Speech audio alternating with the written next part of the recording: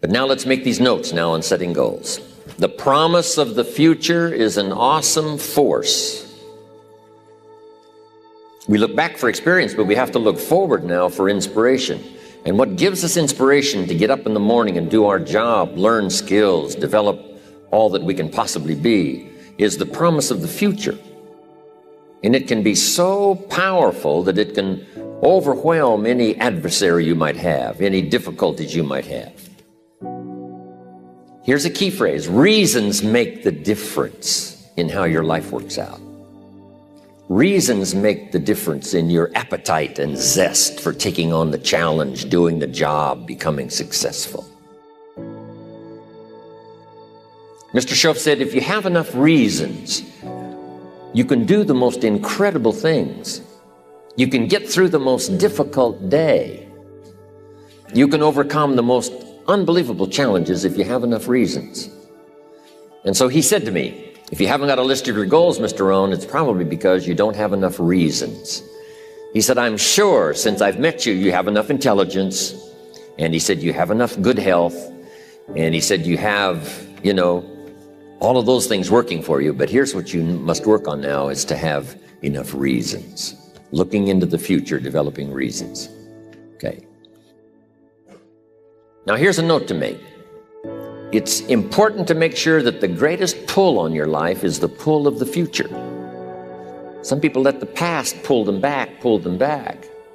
The past can be like gravity if you let it to pull you back. Some people live in the past. They live in the darkness of the past. They live in the mistakes of the past. They live in the discouragement of the past. They didn't make it, and that affects them for the rest of their life, living in the past. So we don't want the past to pull us back, to live in the past. So make this note: dreams and goals can become magnets. Dreams and goals can become magnets. And the stronger the goal, the higher the purpose, the more powerful the objective, the stronger this magnet is that pulls you that direction. Now, not only does your goals and your objectives pull you that direction, here's what they also do. They pull you through. They pull you through all kinds of down days. They pull you through a difficult time. It'll pull you through some winter of your life. Some people get lost in the confusion of the day simply because their goal is not bright enough to pull them through. Next, it's goals that drive us to take advantage of the spring. Why would the farmer put the plow in the ground in the spring if he couldn't see the vision of the harvest when the summer is finished? Is it possible to see the finished harvest? And the answer is yes. We do that simply by faith. Key phrase: faith is the ability to see things that don't yet exist. So here's what we want to do in our goal-setting session, is to start looking into the future of what you would like to accomplish and where you would like to go, the person you would like to be, and see if you can't get a better picture of the finished objective. See yourself there. See yourself in possession of. There's nothing you can do about the past, but you can do a great deal about your future. You don't have to be the same person you were yesterday. You can make changes in your life, absolutely startling changes, in a fairly short period of time. You can make changes you can't even conceive of now. If you give yourself a chance, your abilities will grow. You have untapped talents and potential that you haven't even reached for yet. And as time goes on, you'll be able to reach deeper and deeper. The first thing you'll know, you'll be able to do things you never thought you could do. You'll be able to handle things you never thought you could handle. You'll have ideas that you've never had before. All of this is sparked by the goal-setting process. When you know what you want, and you want it badly enough, the answers will come to you. I can't tell you why it works. All I know is, it works. Give yourself a chance to become all you can become and to accomplish all you can accomplish. Let me give you a Bible philosophy that teaches how to get whatever you want. Here's what it says: ask. That's it. Ask. Of all the important skills to learn in life, be sure to include the skill of asking. What does ask mean? Ask means, what do you want? And the complete formula is staggering. It says ask and you will receive. Work on your list of why. One of the big thrusts for success is to come up with a strong enough why. In leadership training, here's what we learn. If the why is powerful, the how is easy. But if the why isn't strong, if your goals aren't powerful, if the vision isn't clear, the old prophet said, without a vision, we die. Without a vision, we perish. Without a dream, we're nothing. We stayed because we were committed. We left because we were disillusioned. But we came back because we were lost. Without a dream, we are nothing. When the why gets big, powerful, strong, how seems to be so much easier. Without a strong enough why, the how seems to be too difficult almost to accomplish. Say, how do you manage your time? Hey, if you had strong and powerful enough goals, you'd figure out how to manage your time. You'd get a book on the subject. You'd do something to manage your time if it was worth it. If it's not worth it, why would you bother studying the art of managing your time if it really doesn't matter? But if it really mattered in the accomplishment of your goals and why you wish to accomplish them, see, you can do anything. You can get up any hour, read any book, take any class, make any change, develop any skill, do any discipline. You can do it all. When this how and the why, or when the why starts to grow, the how gets simple. Maybe one of your goals was to have $1 million home on the hill overlooking Snake River Valley. Okay, that'd be a good goal, $1 million home. Here's the next question. What for? What for? A house is a house is a house with bricks and wood and walls and roof. The key, yes, $1 million home, that'd be wonderful, but what for? So now jot this down. Purpose is stronger than object. The object would be the house, and that'll pull. That's a worthy goal to go for, the object of the house.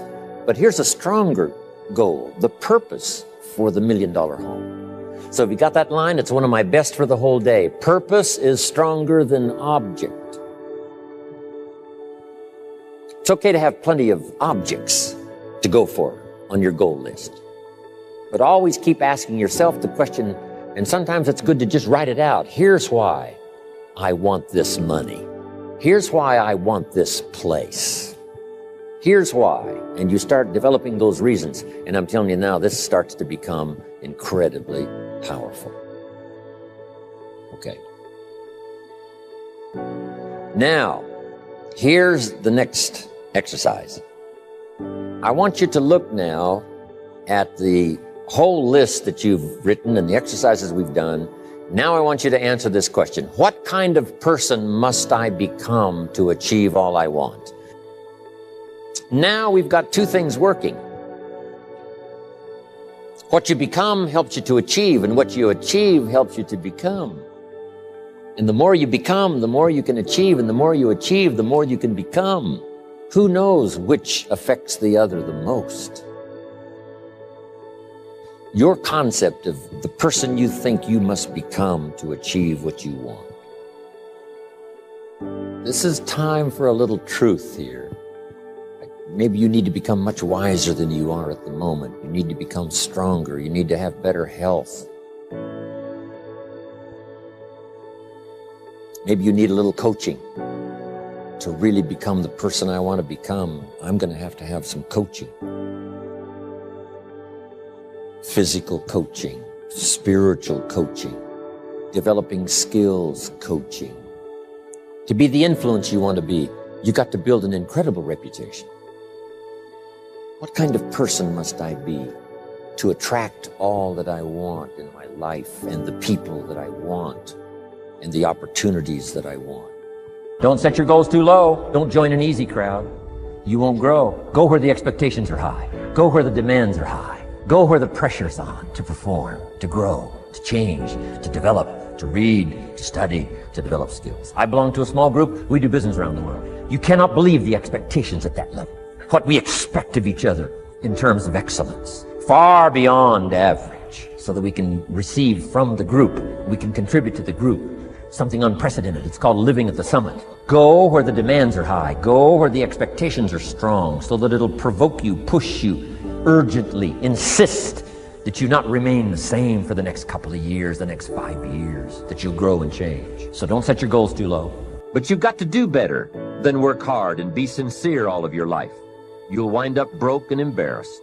You've got to be better than a good worker. You've got to be a good asker.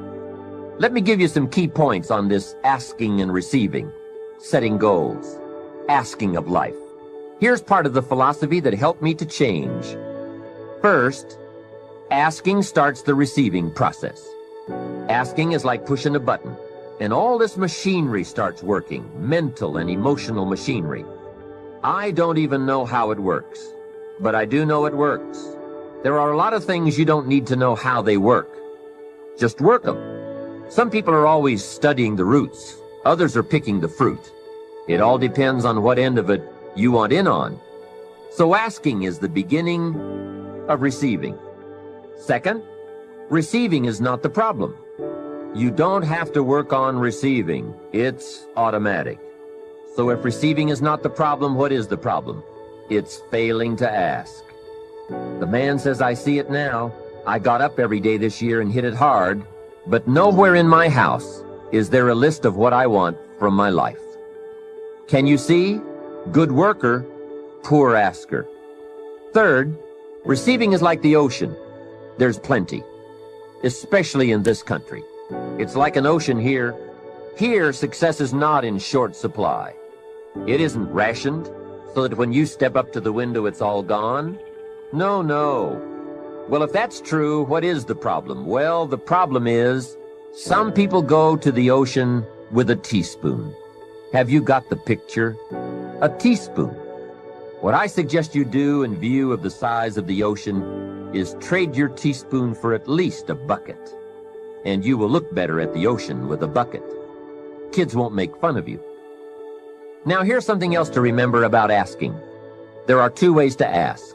One is ask with intelligence. It didn't say ask intelligently, but I'm sure it meant that. Don't mumble. You won't get anything by mumbling. Be clear, be specific. Intelligent asking means how high, how long, how much, when, what size, what model, what color. Describe what you want. Define it. Remember, well-defined goals are like magnets. The better you define them, the stronger they pull. And give your goals purpose. Answer both questions. What do I want? That's the object. And the second question, what for? That's purpose. Purpose is stronger than object. What you want is powerful and it will pull. But what you want it for is more powerful. Here's the second way to ask. Ask with faith. Faith is the childish part. It means believe you can get what you want like a child, not an adult. Many adults are too skeptical. They've lost that wonderful childlike faith and trust. Don't let that happen to you. Believe in, have faith in yourself and your goals. And get excited like a child. Childlike enthusiasm. Nothing can beat it. Kids think they can do anything. How exciting. They hate to go to bed at night and can't wait to get up in the morning. Develop that kind of enthusiasm toward your life and your goals. And be curious like a child. Kids can ask 1,000 questions. Just when you think they're finished, they come up with 1,000 more. They'll drive you to the brink. But it's really a virtue. Have plenty of curiosity. Ask questions. That's how you learn. Setting goals is a very important part of our life's process. Guess how many people have a constant plan for setting, rearranging, evaluating, and strengthening the purpose of their goals? The answer is very few. In fact, if you will do this, you will become among the few who do, that become the envy of all who watch.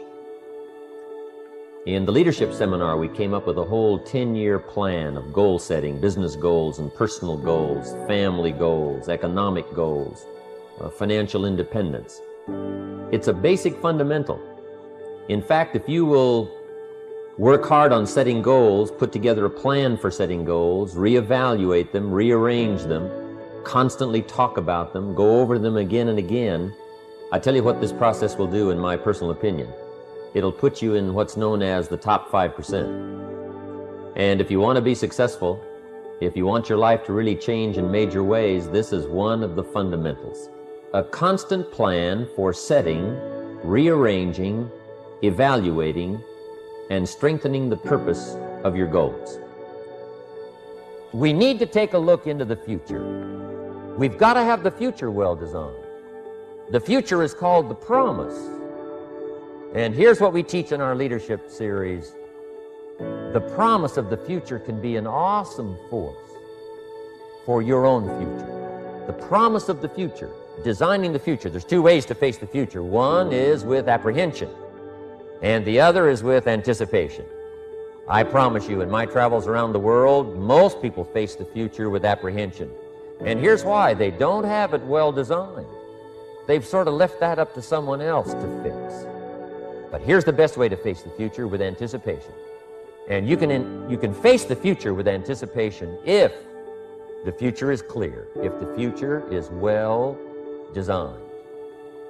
In setting goals, it's very simple. Number one, decide what you want. You just take a little time. You sit down and say, what do I want? What kind of skills do I want? What kind of income do I want for the future? Where would I like to go? Places I'd like to visit. Habits I'd like to acquire, skills I'd like to have. You just take a little time to think about what you want. Economics, friendships, people you'd like to meet, places you'd like to go. You just take some time.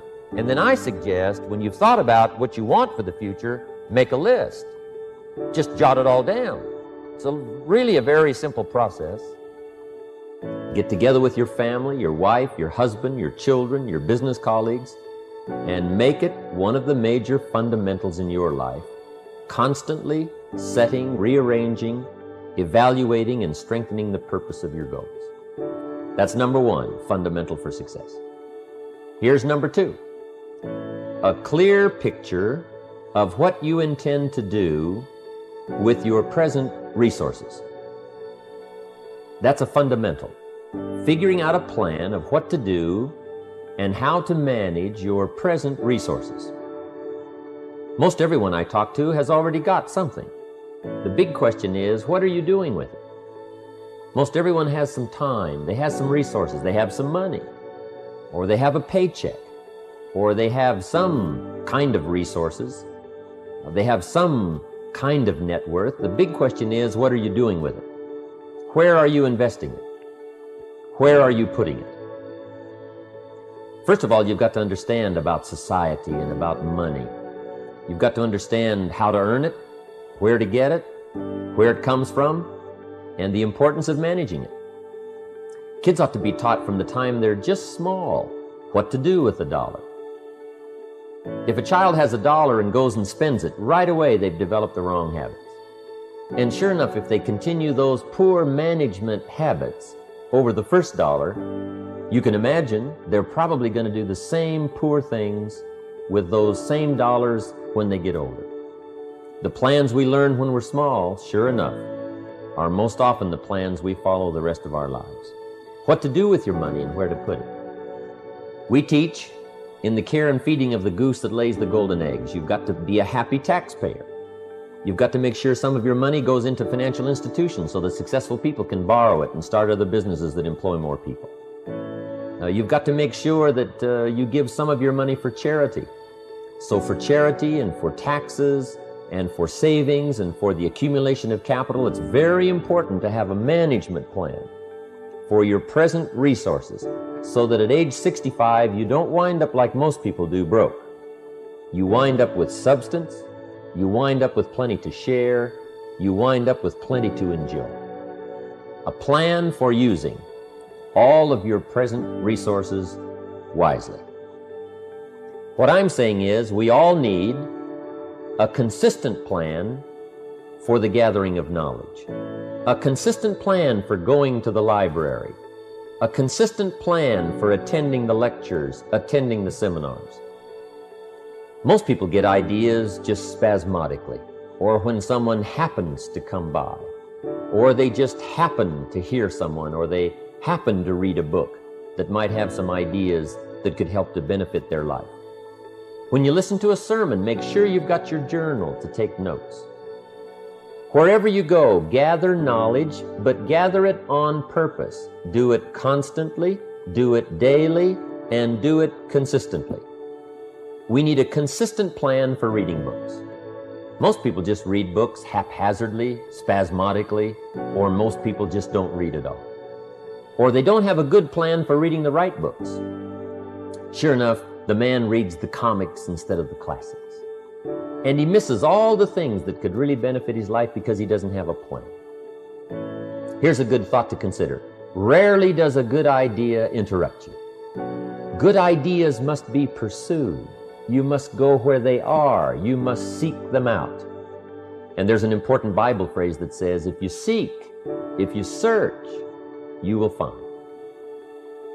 Sure enough, a consistent plan for gathering knowledge, reading the books, attending the lectures, putting together ideas and having a place to capture them like a journal where you can repeat them and go over them. That's a fundamental that if you'll follow it, will put you in the top 5%. Guess how many people have a consistent plan for the gathering of knowledge? Answer, very few. And what you want to be is one of the very few. You need a plan, a detailed plan for the use of your work time. We call it a game plan. Most people try to design tomorrow and next week and next month in their head. They try to just decide what they're going to do. And most people don't even think that far ahead. They think, I have to get up in the morning and go to work, and that's about the extent of it. But a game plan for financial independence, a game plan for your work time, a game plan for your personal time. The family needs a game plan so that you won't miss some of the important things that are helpful to your life and to your success. The kids need a game plan. Mom needs a game plan. Dad needs a game plan. You need a business game plan. You need a game plan for your office. If you're in business, a game plan for your business. A detailed plan for the use of your work time. In the leadership seminar, we talk about how to put together this detailed plan for the day and for the week and for the month. How to stretch out a plan for 6 months and for a year. In doing business around the world, we found that you have to detail the plans in great detail. Otherwise, sure enough, you're going to miss something. And I can promise you that a detailed plan for the use of your work time will put you in the top 5%, because most people don't have one. Mr. Shoaff shared with me when I first met him when I was 25 years old. He said, Jim, to do better, you've got to get around the right people. If you have a constant association of people who can better your life and better your lifestyle, you can't believe the progress that you can make. An association of people of common interest in progress, success, ideas, and philosophy. I have a good phrase for you. Never mistake the power of influence. The man says, well, I live here, but it doesn't really bother me. See, that's not true. He says, I'm around these people, but they really don't bother me. See, that's not true.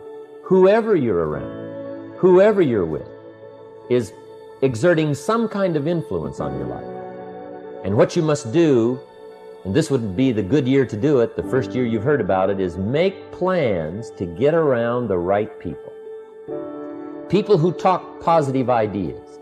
People who talk philosophy, the refinement of philosophy. See, just the latest joke won't help. You've got to get around people who read, people who are successful, and people who are growing and changing. Otherwise, your influence is going to be in the opposite direction. And I know most of us, wherever you work, you have to be around some negative influences. But what you must do is counterbalance that